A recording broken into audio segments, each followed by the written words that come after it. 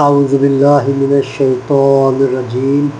بسم اللہ الرحمن الرحیم ایود احدکم ان تکون له جنۃ من نخیل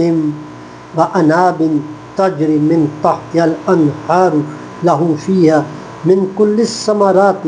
وأصابه الكبر وله ذریات ضعفاء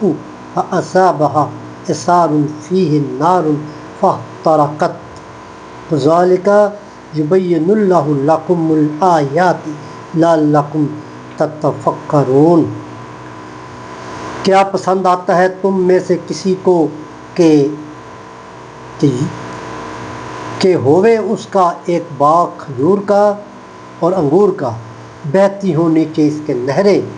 اس کو اس باغ میں اور بھی سب طرح کا میوہ ہو حاصل، اور آ گیا اس پر بڑھاپا اور اس کی اولاد ہے ضعیف، تب آ پڑا اس باغ پر ایک بگولا جس میں آگ تھی،